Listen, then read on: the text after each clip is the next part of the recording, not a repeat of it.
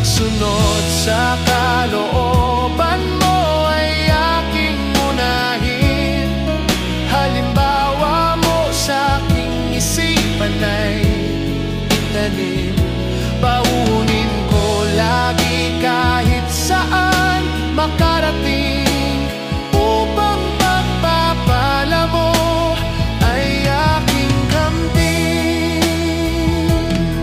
Panginoon, paniniwala ko iyong patatagin, upang mga tukso kaya kong harapin. Dumating man sa buhay ko ang dilim, mga mata ko'y sa'yo